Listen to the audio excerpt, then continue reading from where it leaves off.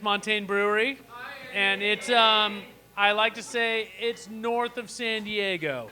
It's in Orange County, and it's deep on the plateau. Usually I say I'm from Cismontane. People say what, and I say where it is, Rancho, Santa Margarita, and they say where, and that's pretty much it. We bought a defunct brewery. Sorry, I'm not very good at talking into microphones. And we were three. Really, what it was two guys. One, Evan, the founder, was making wine in Napa Valley and growing tomatoes, and realized he liked making beer better. The other founder was one of my best friends, and he was making beer in his garage. They got together, started making beer, and it started tasting pretty good. And so they tasted around places, and this was 2010.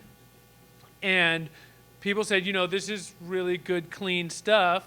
You guys should really go the next level. We happened to find a defunct brewery essentially in the middle of suburbia, deep on the plateau in Orange County. And we decided they purchased it.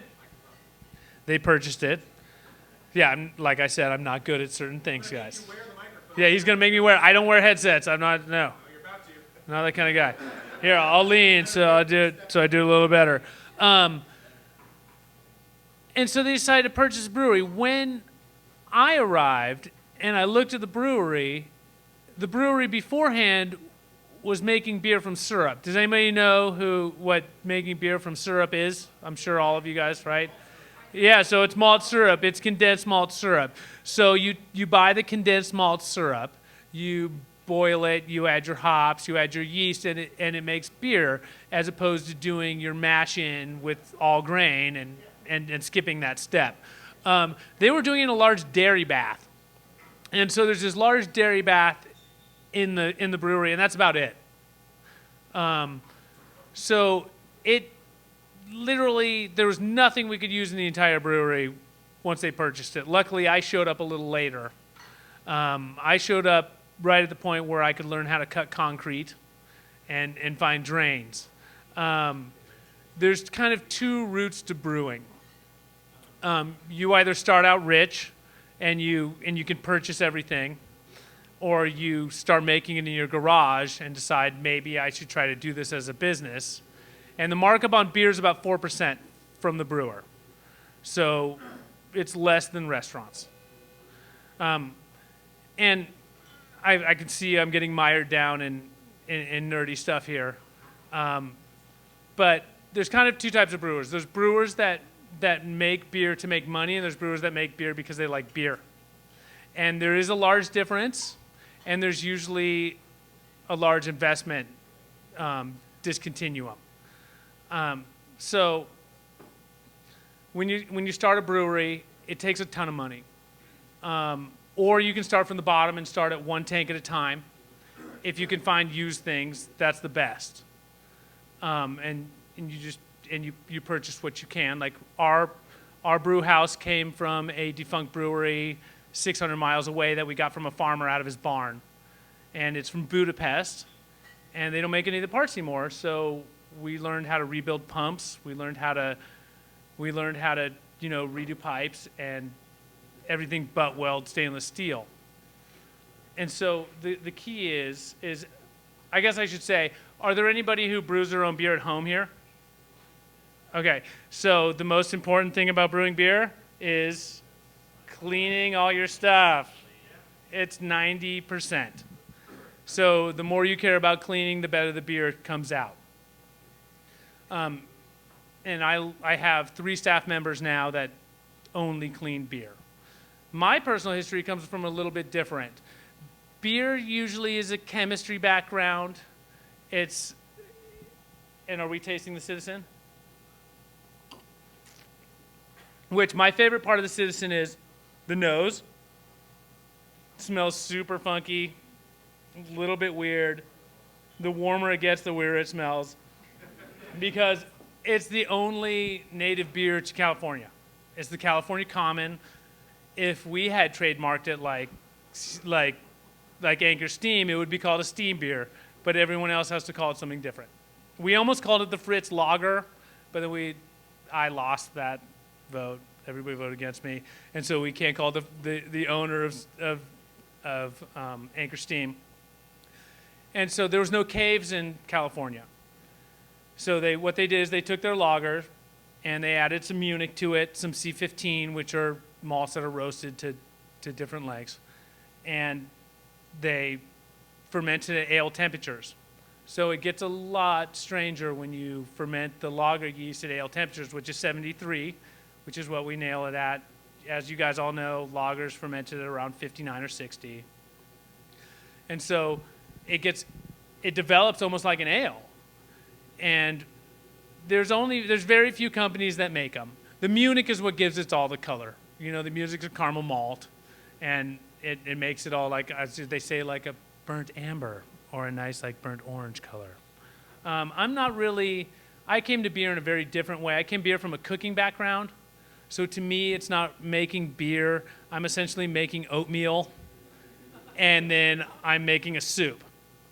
You know, if you nail your cleanness and you nail your temperatures, like that's what's key for beer. And once you make a beer, for instance, you have to make it the exact same every time. If you have an automated system, it's fine. It does kind of the automated thing. But if you're a small brewer like us, like literally, if we paddled this counterclockwise for 40 minutes, we would paddle it exactly the same counterclockwise for 40 minutes every single time we made it. There's 215 steps to making for our full beer process from start to finish. You know, it takes about 8 hours for us. And that's one batch of beer. That's 600 gallons of beer.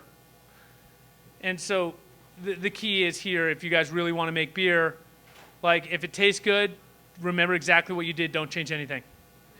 Like make sure it's the right temperature outside. Make sure you know is the exact same spot on the kettle. Everything. Like don't change it. Like just don't. And we have changed things, and sometimes you'll actually end up with a different beer. But so with this, the key is it's got a lot of sweetness to it, mostly because of the Munich. You mostly smell what happened to the yeast because of the lagering, because of the ailing of the lager.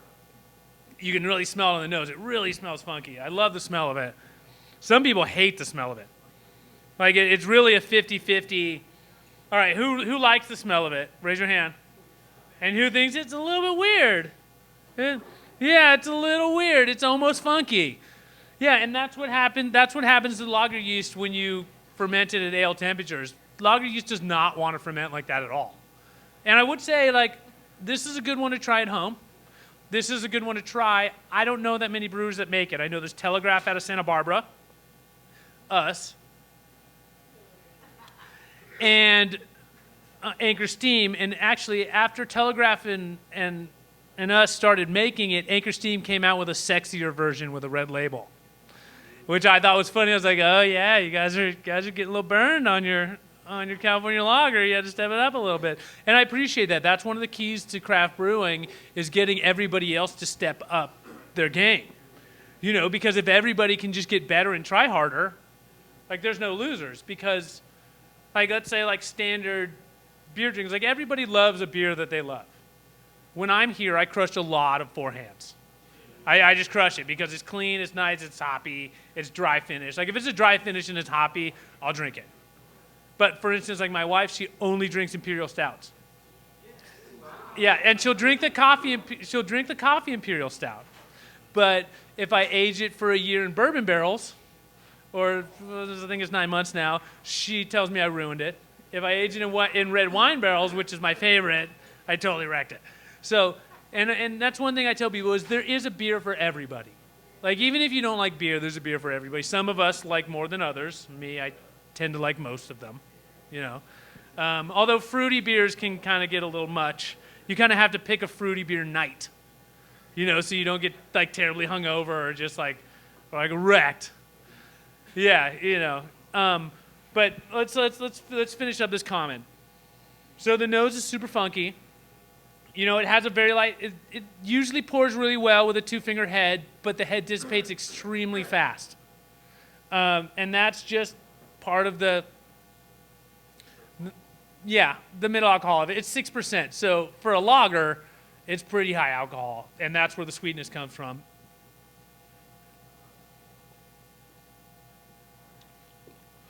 And it's got pretty good mouthfeel. Now, I mean, I don't know. I come from beer from a cooking background.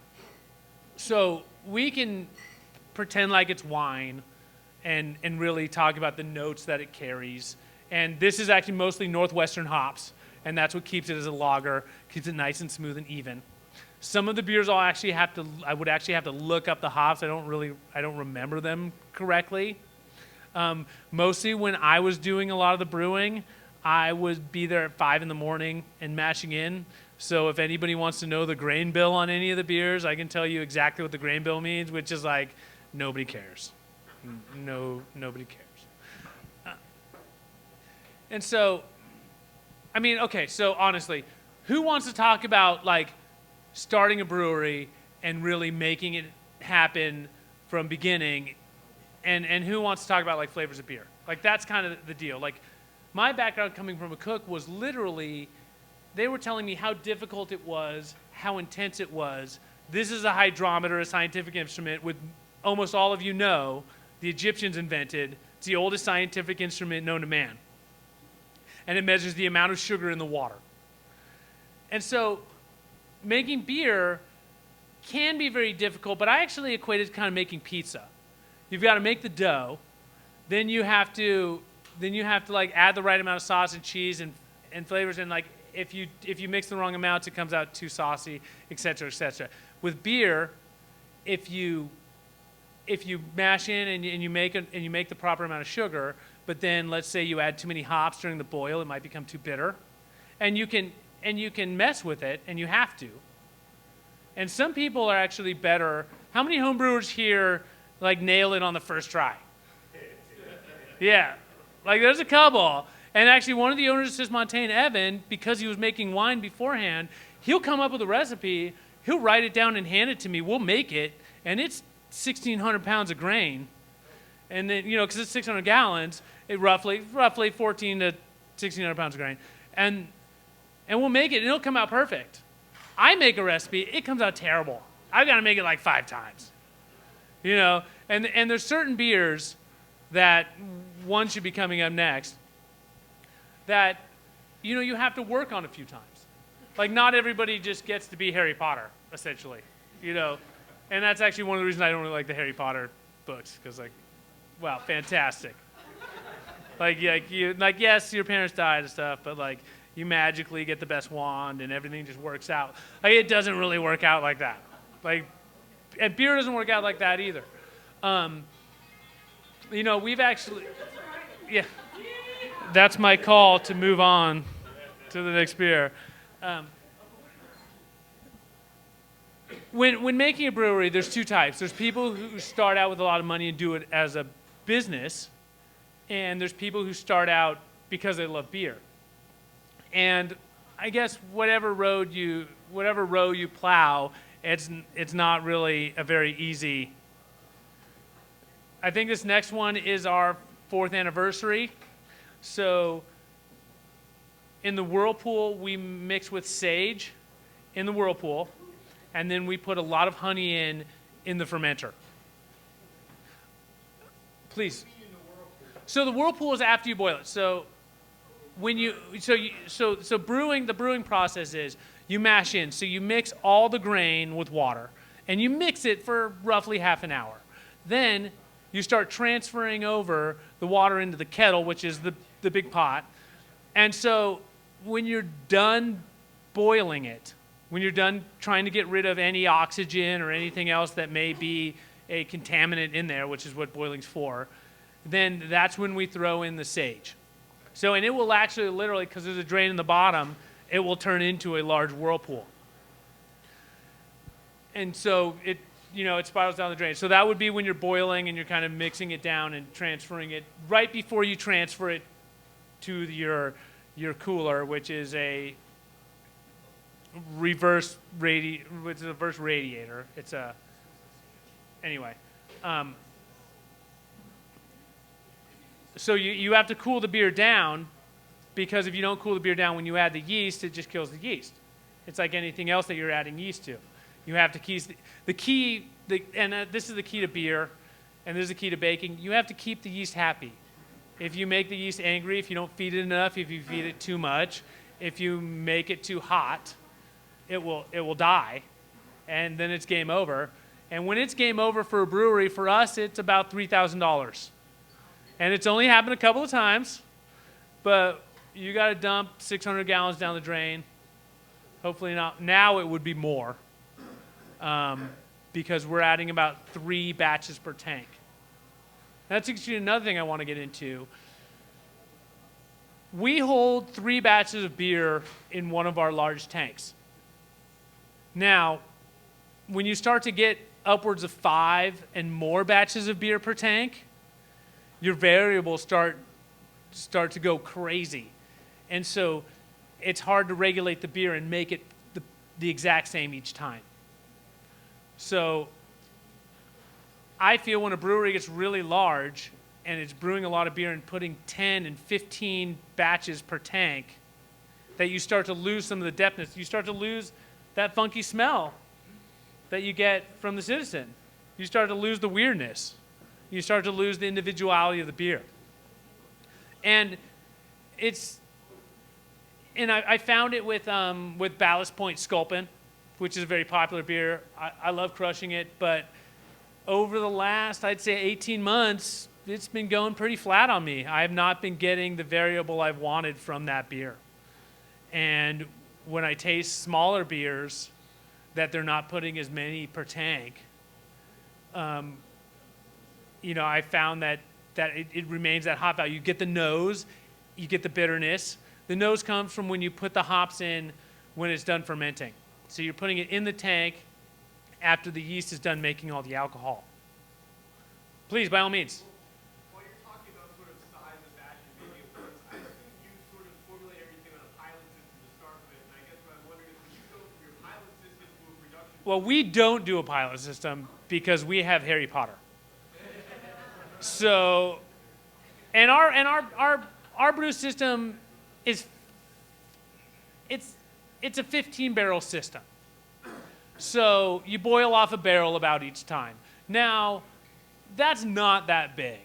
A lot of big breweries would do 30 to 60 barrel systems, and a barrel is 2 kegs.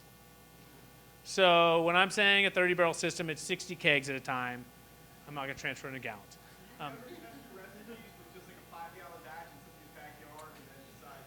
We would do it in the brewery and make sure everything's as sanitary as possible.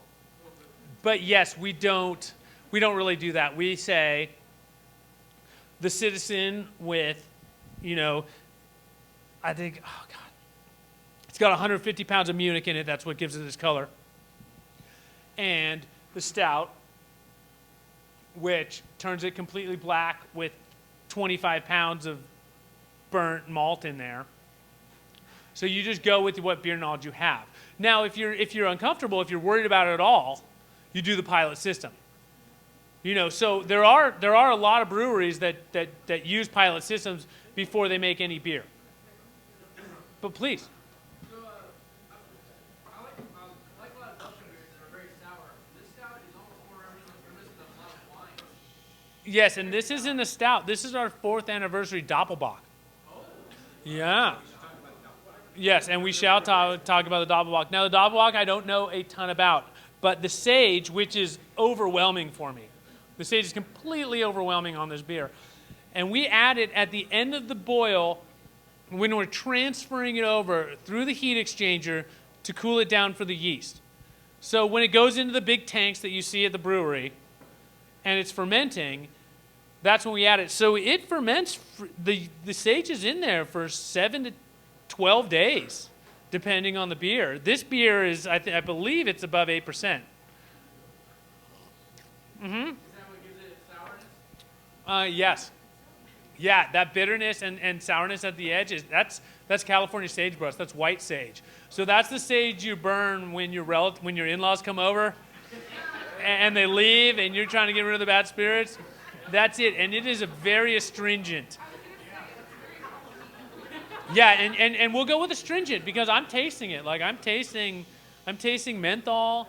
I'm tasting sage. I'm tasting a lot of levels. It almost tastes woody to me because I mean I know a lot about sage from a cooking background, but it's not the delicate French sage that you cook with. Please. This is a seasonal beer that we make in October. Usually, we make our Doppelbock with native buckwheat, which is a very, very sensitive flavor. Like, I can almost not taste it. And it comes out as biscuity and malty, as like a Kolsch or something like that. And this is overwhelming sage to me, although if you smell it, and you smell it like, let's get nerdy. So let's smell it with our mouth open. Yeah, I'm getting a lot of astringent medicine flavors, a lot of sage in this. And then if you suck it in with air, like you're supposed to, like they do wine, roll it around in your mouth and aerate it, you kind of get the full flavor. Now, the key is it does have that sour finish to it. We pour, I don't know exactly the amount because I didn't get those notes today. I asked for them. A crap load of honey into this beer. And that's only to flavor it after it's been fermented, so it's not affecting the alcohol content at all. So after the yeast is crashed out and we remove most of the yeast, that's when we dump the honey into it. The honey actually gets mixed into it when we transfer it over into the refrigerator, carbonate it, and start kegging and bottling it. So that's how and I can taste it. The last flavor I get, if you look really hard past that sage, you get a little bit of honey. Just a little. It tastes a little wild. And I know it's a clover honey. But if you notice, this beer is really dry. Oh, damn it. As I was like, wow, that's really sweet. Kind of tastes like citizen. Which, I mean, a 6% lager is always going to be a little bit sweet. But dry, yeah, dry finish. And, I mean, I even forget the ABV. What the ABV is, almost 8, around 8%. Anyone, Scott? Anyway, so we're around 8%. So the fact that it's dry means that the yeast ate almost all the sugar that was in it when it was brewed. And that's one thing we stick with. Like, we have some really high alcohol beers. For instance, our double IPA, well, it's our American Strong Ale now.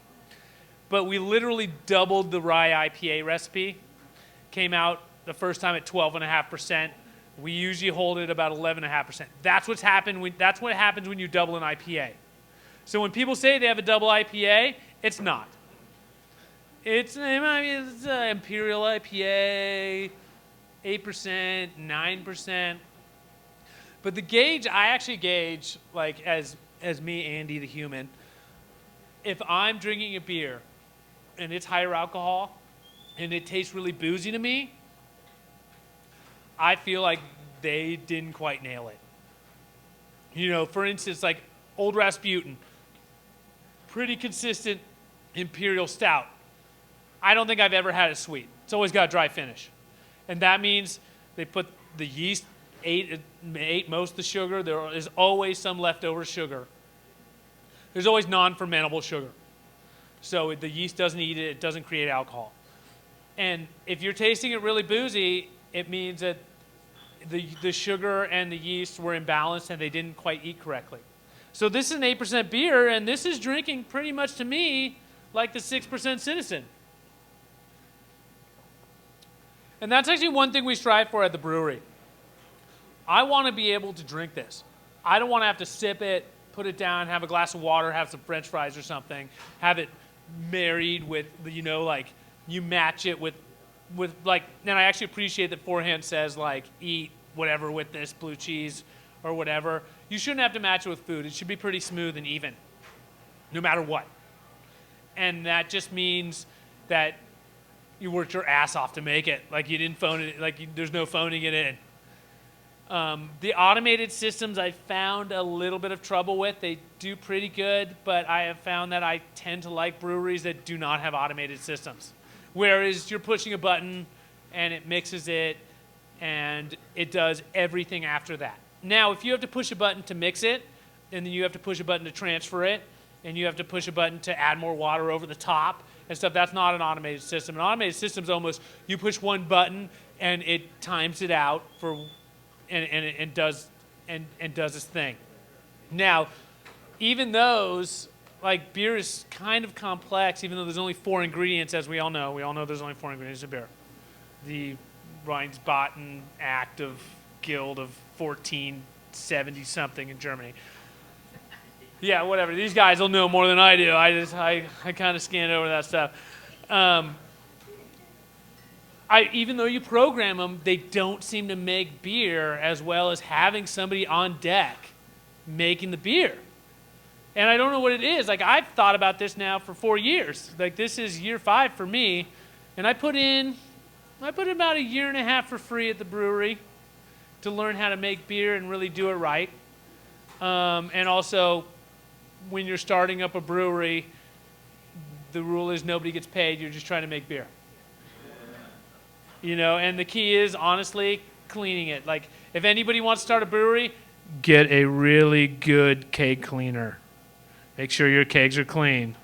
So when this guy gets the beer, it's all sexy and nice like it's supposed to be. Because if your kegs aren't clean, no matter how good you made the beer, it's going to suck when everybody gets it. Are we on to the next one? Is it this one? No, see, it's this one. Oh, that's Citizen. See, smell it. Oh, yeah. Yeah, it smells good. So, okay, so we swish. We smell with our mouth open. You have to, I know, look, it looks stupid. Like, if you want to do it right, you're going to look stupid. That's just how it works.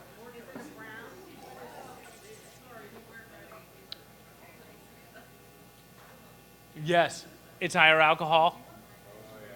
And it's above 8. Now, this is a little sweeter and boozier than I wanted, guys. But, you know, the finish is still clean. And that's actually, you know how I judge beer is like the clean finish. Like, really, because it all kind of like melts in. Like, you smell it and you kind of get a good waft of it. And you get when the hops were put in. But when you taste it, it all just kind of, you're left with that lingering taste that you're left with after you drink it. And that's kind of one of the keys for making beer. What's the name of this beer? I don't even know. I'm trying to figure it out.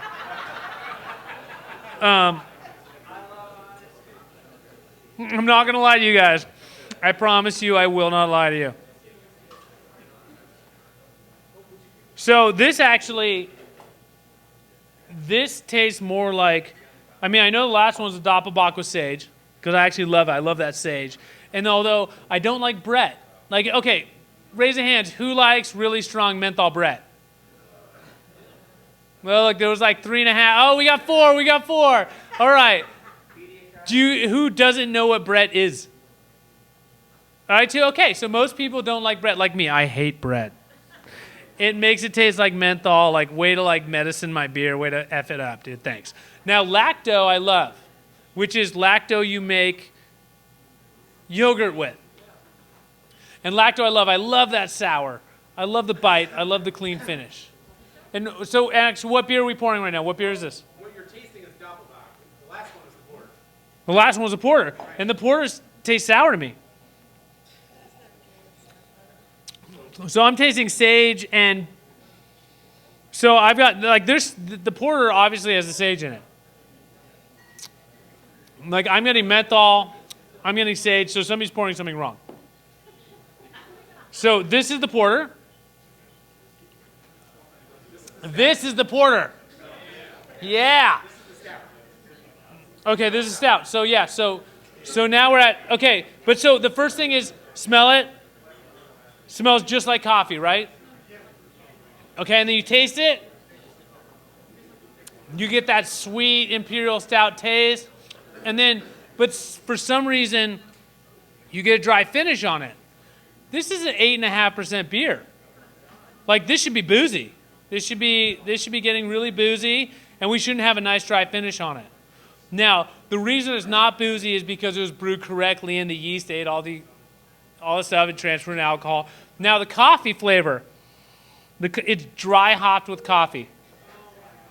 So, when the yeast is done and the yeast is flocked out to the bottom, then we get coffee brewed that morning, or coffee roasted that morning and ground, extra coarse ground for us, which is standard coarse ground. And then we dump it into milk filters, which is a 10 micron filter. Anyone micron nerds? Anyone? Yeah, so micron nerds. Okay, so we got 10 micron filter and then milk filter essentially. And we dry hop it for 24 hours. Exactly. If we dry hop it for longer, it gets even more dry and people only taste coffee. It starts getting really weird because this is very coffee. And that's because it's organic coffee that was roasted that morning. I pick it up at 9 a.m. I pour it in the milk filters, dump it in 24 hours. We pull the things out of the fermenters, and that's it. And this is after the yeast is done. Question? I assume you're going with coarse rather than fine grind because if you did that, it would be way too complicated.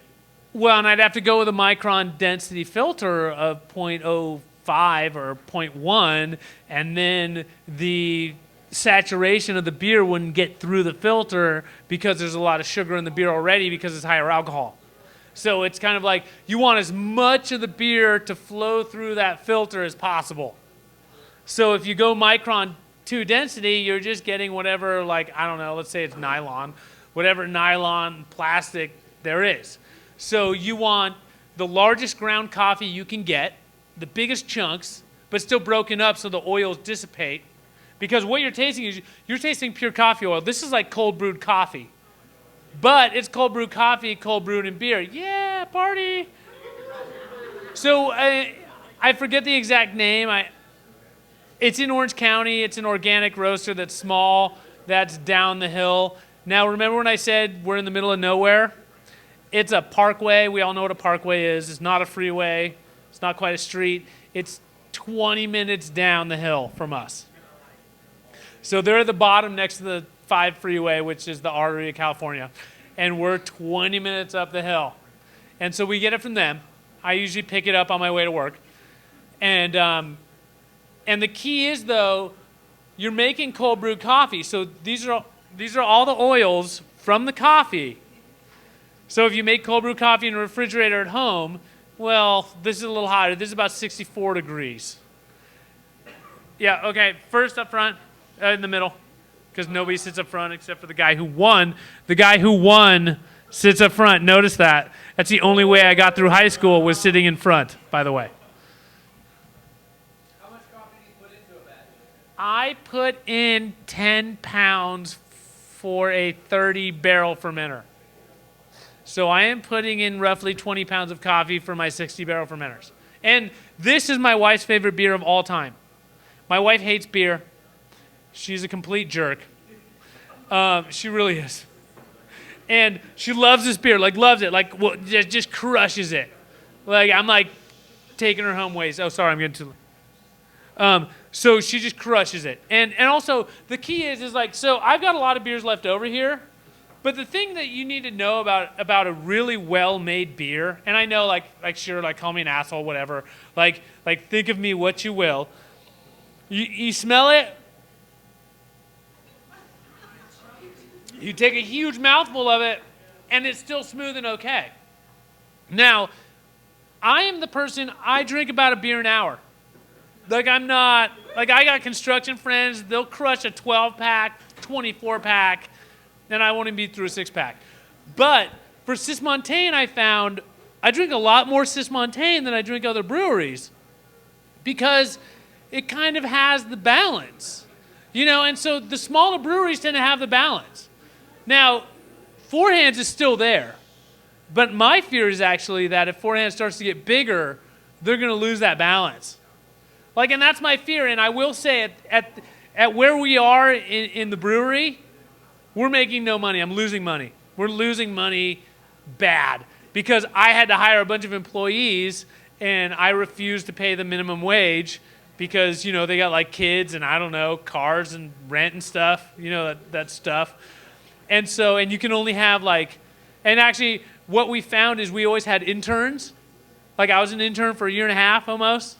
Like nothing like putting 18 months in for free to make you realize how much rent costs. We don't have interns anymore because, dude, working for free sucks. It does. And so we've hired now, we're up to, I don't know, 4 or 5 brewers. Losing money. I'm just hemorrhaging money right now. Just, oh my God. Like just losing it. Like when it was just the 3 of us and nobody was taking a salary, we were totally in the black. Like there was no problems. Because none of us were getting paid and the beer was going out. And we were buying used kegs from people. And so literally buying used kegs from defunct breweries, pulling the sand keys out or whatever, pulling the heads out, refitting the balls, and making it all work, re-gluing the bottom to weird like 1990s kegs with rubber bottoms on them. Like just making, like, dude, I got 4 pallets of kegs. Like 3 pallets of them need to be re-glued. I want to tell you, it took 5 different types of glue to figure out what kind of glues can handle moisture and temperature. And who figured it out? Me. The wild animal of the brew. And by the way, guys, you're not getting the owner. You're not getting the other owner. You're getting kind of, I'm like the animal of the brewery. That's Scott. That's why he's turning away over there. Nice, Scott. Love you, Scott. Like, I don't know if you guys seen the Muppets. Have you ever seen like Animal? He's the drummer. There's a reason Animal's the drummer. But yeah, please. I mean, seriously, brewery questions, anything you guys have. Like, okay, we'll go to the right first. Why don't you do go ahead and do a cold brew and then add that to right transfer over? What do you mean by cold brew? Cold brew the coffee and then do it. Now, I will say, if you're homebrewing, do you homebrew? No. Okay, well, bummer. But, okay, for the homebrewers. Now, the Citizen, I do beer magic tricks. And so beer magic tricks are with, like, you all know, like, you've all been to the city. Who's been to the City Museum? Oh, dude, every hand should have gone up. That is the most baller place. And I actually just went, and I didn't bring a nylon suit, and I was totally bummed. Like, if you go, you have to wear a synthetic fiber and haul ass. Like, it's like, dude, the City Museum is the best. It's the best museum I've ever been to in any state. And I've covered most of them. I motorhome a lot. You guys can look at my motorhome out there. I cover a lot. The City Museum is the best. That was some visionary. Yeah, see that guy right there? He knows. He's been around. Now, where was I? Yeah. So, oh, dude. So we already moved on from the stout. The stout's my favorite. So the reason the stout tastes like that is because all the yeast is out of it. And it's down to all the yeast is out of it. It's down to 64 degrees. You dry hop it for 24 hours. What you're tasting is pure coffee oil. So if we were to mix cold brew coffee into it, I wouldn't get the pure coffee oil. I'd get the pure coffee oil mixed with water. And that's the bottom line. It's like, I mean, coffee lovers loved it. I mean, this is the key to me, like, honestly, again, is the dry finish. Like, if I can get a dry finish, like, you win. Like, I don't even care what the beer tastes like. If I can get a nice dry finish, it's not too overwhelming, like, you win. And that's why we don't add, we're not going to add more water to it. You know, you literally can't. Now, beer magic tricks, we use Coca-Cola kegs, which have, homebrewers, Coca-Cola kegs or whatever, like cola kegs with, I forget the top on them, with the weird plastic top that has the ball bearings. No one? Really, just me? I got one, he knows. Talk to him later about the soda kegs. Because what they have is you can clean them. You can open up the soda keg and clean out the entire inside, which is key. If you're a home brewer, you use a lot of iodine. You must clean everything. If it's metal, clean it. Like, you have to clean it, or else it tastes like crap. So what happens is you can clean it. So I will take a soda keg. I can take the top out. Leaves about a circle, about an oval about this big that comes out of the soda keg. I will put cold brewed coffee, or even hot brewed but cooled down. But I always use cold brewed. I always use cold brewed like this guy. I actually drink cold brewed iced tea all day. I cold brewed in my fridge. You know, I got a gallon jar. I put about 10 like English breakfasts in there. It's nice. And that's mainly what I drink throughout the day. So you put your cold brew coffee in there. You have your full soda keg full of, like, let's say, Citizen. And so we've got our Citizen in there, and we've got a whole keg of Citizen, or like let's say 2/3, to not like break anything. I can pump using CO2 the coffee into the Citizen and make a coffee California Common Lager. That's what I call beer magic tricks. I did that for about 2 years, almost every night, and it was like beer magic tricks, everybody. Like, thanks. And people would get to taste coffee Citizen. So instead of tasting, well, one of my all-time favorite, the coffee, you get the Citizen, and let me tell you, it tastes just like the stout because it tastes like coffee. And so that's one way. That's the beer magic trick. So you can do that, but you would do that at the keg. You would do it completely done. And it would be coffee pumped into the beer, but then that would also lower the alcohol of the beer. So then I would have to get a new label approved, and the new label takes an average of 15 weeks to get approved. I've had more labels denied because, like, I wanted to call a beer X, and they said, no, you can't call it that because that's a physical place. Or, yeah. Like the Black's Dawn. Black's Dawn is because of Black's Beach in Del Mar, and there's an extra deep trench where this guy knows, where all the great whites give birth, actually. And because of that deep trench, the waves there are an average of 2 to 3 feet higher anywhere else in San Diego. So you go surf there, and if you don't have a key to the university, you have to walk a half mile down to the beach. Yeah, it's a total bummer. And that's why we named our beer. Now, we wanted to name our beer Black's Beach, and they said no because it's the name of a beach. Like, we're the regulators, and it's game over. That's actually one of the hardest parts, is getting the label approved. It's actually the hardest part about making beer. How about the Maria? Yes, the Maria. So sour Flemish Red. Anyone? Sour Flemish Red? Nerds? Yeah, okay, one. This guy in the green. He also knows about the City Museum. Wear nylon pants to the City Museum. We do something that's a little bit different from most American breweries. We sour in our kettle. Usually people don't want to take the time to sour in the kettle because it takes 3 days. Well, this takes 3 days. And it's lacto, which is how you make yogurt, lactobacillus. And lacto is my favorite. I love lacto. I hate Brett because it's all menthol-y and weird. Well, fresh Brett's okay. Fresh Brett you can get not menthol-y sometimes. Like, come on. Who are my Brett friends again? Raise your hand if you're a Brett friend. Right. Now, do you guys like really super menthol Brett? Like, give me a super menthol Brett. Raise hand.